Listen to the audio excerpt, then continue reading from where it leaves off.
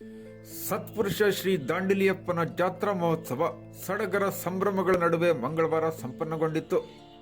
ಬೆಳಿಗ್ಗೆ 7:15 ದಾಂಡೇಲಿ ನಗರದ ಮೀರಾಶಿಗಲ್ಲಿಯ ದೇವಸ್ಥಾನದಿಂದ ಪಲ್ಲಕ್ಕಿಯನ್ನು ಮೆರವಣಿಗೆ ಮೂಲಕ ಹಾಲ್ಮಡ್ಡಿ ಗ್ರಾಮದ ಶ್ರೀ ಸತ್ಪುರುಷ ದಾಂಡೇಲಿಯಪ್ಪನ ದೇವಸ್ಥಾನಕ್ಕೆ ತಂದು ಪ್ರತಿಷ್ಠಾಪಿಸಿದ ನಂತರ ಜಾತ್ರಾ ಮಹೋತ್ಸವಕ್ಕೆ ಅಧಿಕೃತ ಚಾಲನೆ ದೊರೆಯಿತು. ಆದರೆ ಬೆಳಿಗ್ಗೆ 4 ಗಂಟೆಯಿಂದಲೇ ಭಕ್ತಾದಿಗಳು ಕುಟುಂಬ ಸಹಿತ ದಾಂಡೇಲಿಯಪ್ಪನ ದರ್ಶನ ಪಡೆಯಲು ಆರಂಭಿಸಿದ್ದರು.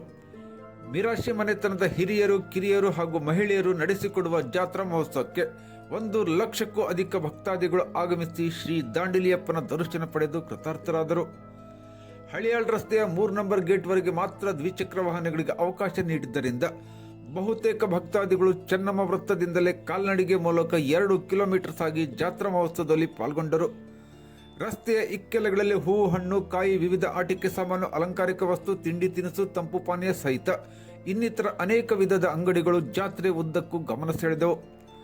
ಸಂಜೆ 7:30 ವೆಸ್ಟ್ಕೋಟ್ ಪೇಪರ್ ಮಿಲ್ ನಡೆಸಿಕೊಡಲಿದ್ದ ರಾಮಲೀಲಾ ಉತ್ಸವ ವೀಕ್ಷಣೆಯ ಧಾವಂತದಲ್ಲಿದ್ದ ಭಕ್ತರು ಸಂಜೆ 5 ಗಂಟೆ ಹೊತ್ತಿಗೆ ಗುಂಪಾಗಿ ಜಾತ್ರೆಗೆ ಆಗಮಿಸಿದ್ದರು.